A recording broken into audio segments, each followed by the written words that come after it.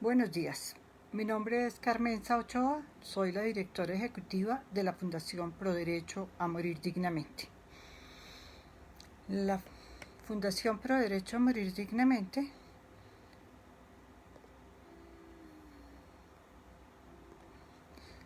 La Fundación Pro Derecho a Morir Dignamente es una fundación sin ánimo de lucro que trabaja en Colombia desde hace 40 años promocionando el tema de la muerte digna en Colombia. De la muerte digna en su sentido más amplio. Que cada persona piense cómo quiere llegar al final de su vida, cómo quiere ser atendida al final de su vida, qué quiere y especialmente qué no quiere que le den al final de su vida. Esto incluye los cuidados paliativos, incluye la eutanasia, incluye el derecho a decir que queremos sufrir al final de la vida. Incluye también eso, o sea, uno puede pensar, yo definitivamente pienso que mis convicciones religiosas me hacen pensar que entre más sufro en esta vida, mejor puesto voy a tener en el cielo. Y tengo derecho a pensarlo, si esas son mis creencias. Entonces debo hablar con mi familia, con los médicos que me tratan, para que entiendan esa posición y actúen, llegado el momento, de acuerdo a esa posición.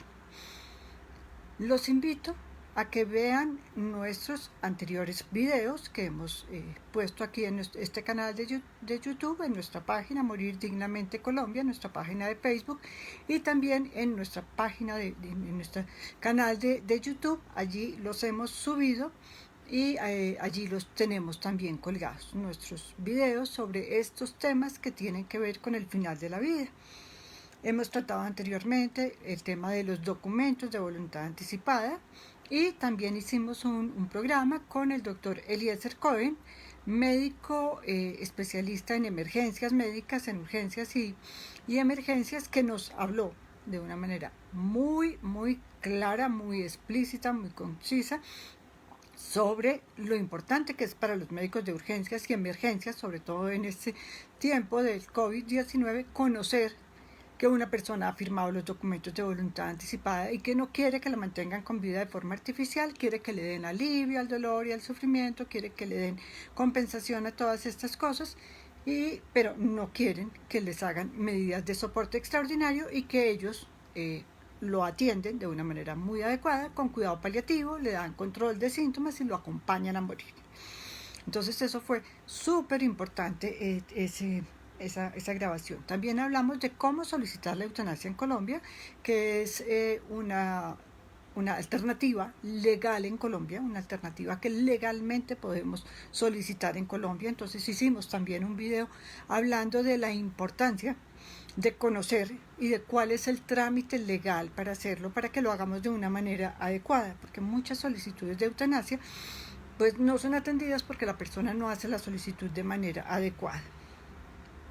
También hicimos un video sobre cómo hablar con la familia sobre nuestras decisiones. Entonces, cuál es el momento adecuado, el lugar adecuado, qué debo pensar, cuáles son como las preguntas que debo tener en mi mente cuando vaya a hablar con mi familia acerca de estos documentos de voluntad anticipada, de qué es lo que yo quiero al final de mi vida. Entonces hicimos un video que habla muy claramente sobre eso.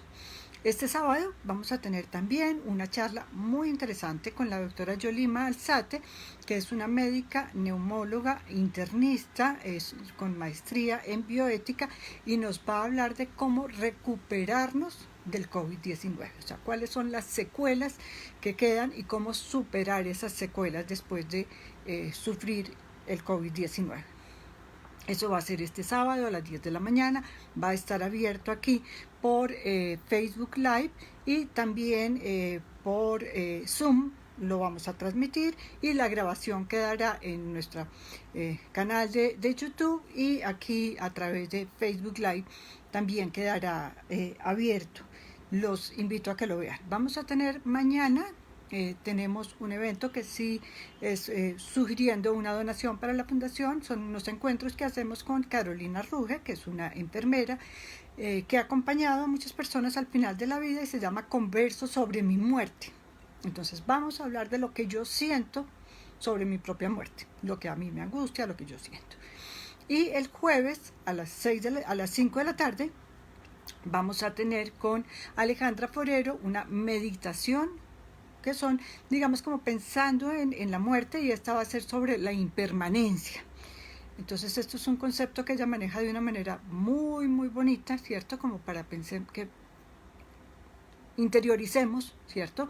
Esto de la impermanencia, que nos parece como tan angustioso, el que si nos morimos como que todo se va a acabar, pero todo está transformándose todo el tiempo, que esta pandemia, que es algo tan fuerte para todos, para mí ha sido especialmente fuerte el adaptarme a esto, y como que pase el tiempo y sigamos en esto, ha sido muy difícil de entenderlo. Pues tenemos que entender que es que todo cambia todo el tiempo. A veces cambia para bien, a veces cambia para no tan bien, y entonces tenemos que buscarle como el lado para entender este concepto de la impermanencia. Los invito a que se conecten, es a las 5 de la tarde. El jueves, si quieren asistir, me mandan un WhatsApp y yo les envío el enlace para que entren a la reunión. Bueno, entonces hoy vamos a hablar de los cuidados paliativos. ¿Qué son los cuidados paliativos? Los cuidados paliativos son la parte de la medicina que atiende a los pacientes al final de la vida, cuando ya no hay posibilidad de curar o de prevenir la enfermedad, sino que ya definitivamente la enfermedad avanzó tanto que no es posible que el paciente se cure, ni fue posible prevenir la enfermedad, pero vamos a buscar darle la mejor calidad de vida posible hasta que la persona se muere, ¿cierto? Entonces, cuidado paliativo es esa parte de la medicina que atiende a los pacientes al final de la vida, buscando darles calidad de vida, buscando darles confort y bienestar, no haciendo nada para prolongarles la vida artificialmente, sino buscando darles confort y bienestar. Los cuidados paliativos nacen como en los años 70. En Inglaterra, Cicely Saunders es una enfermera que atiende a los pacientes al final de la vida, y ella ve que los médicos, cuando ya no hay posibilidad de curar ni de controlar la enfermedad, básicamente abandonan los pacientes. Y entonces ella se conduele de ellos, da compasión con ellos, y se pone y los acompaña desde el punto de vista físico, de controlarles los síntomas, pero también desde el punto de vista emocional. Al mismo tiempo, en Estados Unidos, Elizabeth Kubler-Ross, que es una médica, psiquiatra, también empieza a acompañar a los pacientes al final de la vida, y empieza como a verlos como desde el punto de vista del duelo y de lo que ellos sienten al final de la vida, y de también controlarles los síntomas y de también acompañar a sus familias, y hace un trabajo súper interesante en esto, y entonces aunan esfuerzos y crean como este concepto de los cuidados paliativos, de la parte de la medicina de atender adecuadamente a los pacientes al final de la vida, hasta el final de la vida. Y entonces este movimiento va permeando el mundo, ¿cierto? Llega a Colombia y llega como a un grupo de médicos, especialmente como anestesiólogos en su momento, que estaban trabajando como en control de dolor, y como al final de la vida pues pasan muchas cosas que causan dolor a las personas. Entonces ellos eran como los que estaban más cercanos como al tema de aliviar el dolor, entonces va permeando en ellos, y también en un grupo de psicólogas abanderadas por la doctora Isa Fonnegra de Jaramillo. Y empieza el movimiento por los cuidados paliativos. En Cali también está la doctora Liliana de Lima, también empieza a trabajar con cuidados paliativos, y empieza como a crecer este movimiento. Nuestra ley 100, que es una ley que yo considero que es una muy buena ley, porque antes de la ley 100 a mí me tocó vivir la medicina, donde había una medicina que era muy buena, pero era muy costosa, no estaba al alcance de todas las personas, o la caridad, que podía ser muy buena también, pero era muy dura también. Entonces estaba como los dos extremos, y era muy difícil, no teníamos todos acceso a la medicina, digámoslo así, de calidad. Y con la ley 100 todos tenemos derecho, tiene sus como defectos y sus dificultades administrativas, ¿cierto?, que tenemos que propender para que mejoren, pero todos tenemos derecho, y si no la dan adecuada, tenemos derecho a pataleo, tenemos derecho a poner una tutela y a exigir que nos den una mejor calidad. O sea, antes no teníamos derecho a exigir que el médico privado me atendiera porque era privado. Entonces, con esto ya tenemos derecho a que nos den una atención muy buena. Y entonces en la ley 100 había una pequeña parte de prevención, había una gran parte de curación, pero no había paliación. Entonces cuando el paciente ya no había posibilidad de prevenir ni de curar, le decían, bueno, pues llévelo a la casa y en la casa acompáñelo a morir, pero sin acompañamiento médico, ni psicológico, ni emocional, ni espiritual, ni nada. O sea, mire a ver cómo hace. Entonces hubo de salir hasta el año 2014 la ley de cuidados paliativos. Entonces el magistrado Jaime Arrula Paucar presenta el proyecto de ley para establecer como algo legal los cuidados paliativos en Colombia. Entonces es la ley 1733, la ley del Consuelo de Saavedra, en que dice que todas las instituciones de salud deben prestar atención de cuidado paliativo y que todas las personas tienen derecho a tener atención de cuidado paliativo por parte del sistema de salud colombiano. Y luego la Corte Constitucional debe hacer una sentencia en la que exija al sistema de salud que incorpore esos cuidados paliativos en la ley 100. Entonces ya en la ley 100, entre las muchas cosas que le han adicionado que atienda con cuidado paliativo a los pacientes. Entonces en Colombia todos tenemos derecho a que nuestro sistema de salud nos dé atención de cuidado paliativo hasta el momento de la muerte. Entonces con esto se incorporó como el concepto de que tenemos derecho a la salud hasta el momento que morimos. ¿Sí? Así estemos en una situación en que no se va a poder prevenir, no se va a poder curar, pero pueden aliviar nuestros síntomas.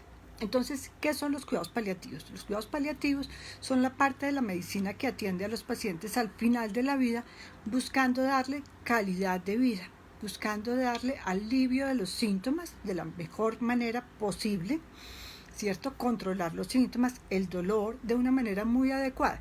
Que si es que por darle esos medicamentos al dolor se puede acortar la vida, no importa, estamos al final de la vida. Lo importante es que la persona, en la medida en que no lo quiera, no tenga dolor. Pero también aliviar el vértigo, la náusea, la diarrea, el estreñimiento, las babas. Es que las babas no duelen, pero es indigno sentir uno que está babeando y que no puede controlar, y eso tiene un control médico súper básico. Entonces todos esos síntomas se pueden aliviar de una manera muy adecuada, y el médico de cuidado paliativo, que puede ser cualquier médico general que se ponga en la tarea de trabajar con pacientes al final de la vida y estudiar un poquito como cuáles son las especificidades que existen en esa atención de cuidado paliativo, que son no tanto farmacológicas como físicas. Entonces, el médico de cuidado paliativo es un médico muy sensible a controlar los síntomas del paciente de una manera súper adecuada. Y esa es la parte más grande, la parte más importante, pero también hay una parte muy importante que es la parte emocional, afectiva, de acompañar al paciente y a su familia, ¿cierto? En esa parte del final de la vida, en ese alivio de los síntomas, en ese alivio del dolor y el sufrimiento, en esa parte de desprenderse de esta vida, ¿cierto? Que es una cosa tan difícil, y ese médico de cuidado paliativo va a poder ayudarle al paciente a entender que está al final de su vida y que él le va a controlar los síntomas de una manera muy, muy adecuada. Perdone que vaya moviendo, pero sonó el timbre de mi casa. Esto es el teletrabajo, ¿ok? Pero ya, aquí le sigo poniendo cuidado de una manera adecuada, perdone. Entonces,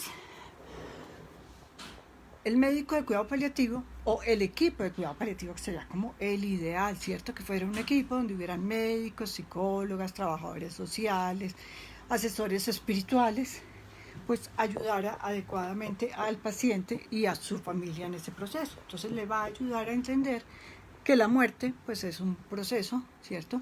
Y que él lo va a acompañar. Espérese y miro quién fue que llegó. Perdón.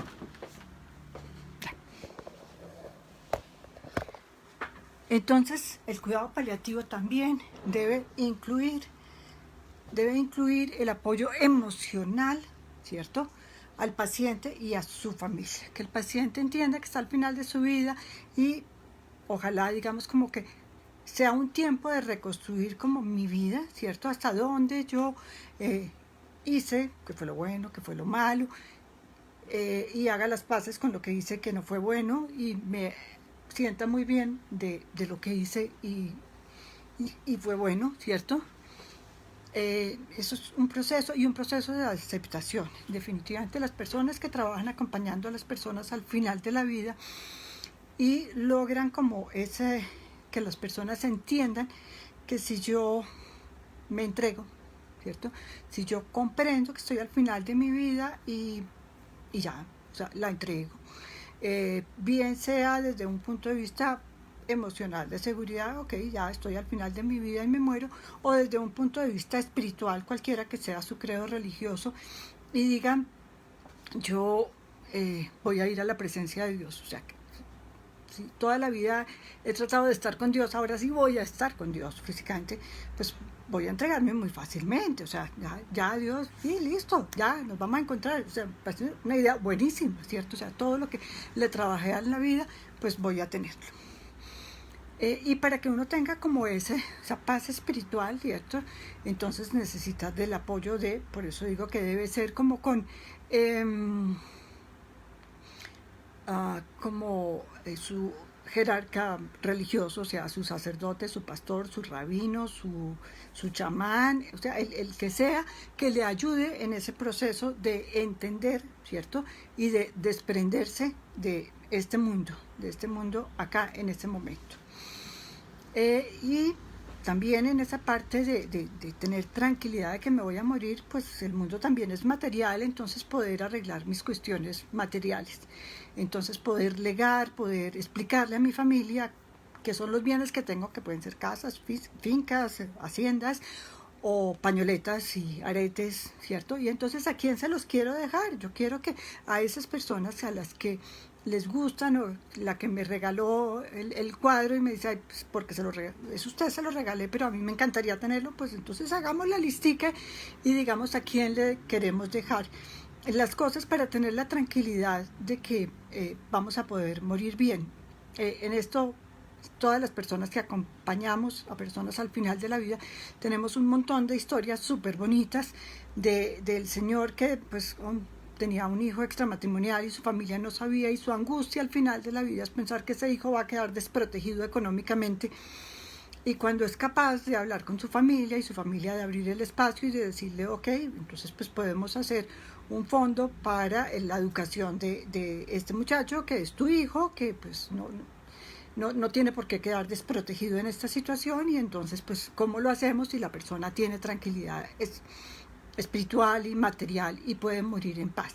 Entonces cuidado paliativo debe incluir todo esto y debemos exigir que el sistema de salud no lo dé completo, porque lo que dice la ley de cuidado paliativo es que no lo deben dar completo, o sea, no es solamente que nos den una fórmula que diga morfina y diga esto es cuidado paliativo, eso yo lo he visto. No, cuidado paliativo incluye toda esta otra parte de apoyo emocional, psicológico, espiritual, familiar, ¿cierto? Por eso les digo una trabajadora social, porque no es fácil para una familia acompañar a una persona al final de la vida, y siempre encontramos en las familias que hay alguien a quien le queda más fácil atender un enfermo, ¿cierto? Tiene más facilidad de atenderlo, de ver cómo lo volteo y cómo le pongo un pañal y cómo se lo quito, ¿cierto? Y hay otras personas a las que les queda muy difícil hacerlo. Entonces el que hace todo muchas veces empieza a,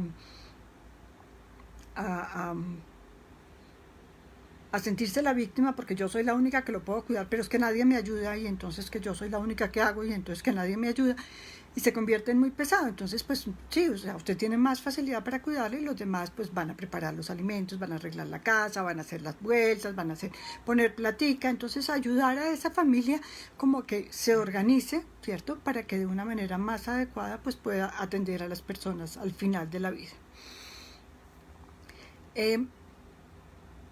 Cuidado paliativo entonces incluye una parte muy importante, que es todo esto que hemos hablado. También incluye una parte muy importante que es una evaluación permanente de los tratamientos, los procedimientos, las ayudas extraordinarias que se le pueden dar al paciente o se le están dando y realmente justifican.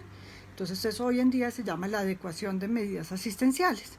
Entonces el médico y el equipo médico van como sopesando si justifica realmente darle todos los medicamentos que están evitando que la persona se muera, o mejor se suspende.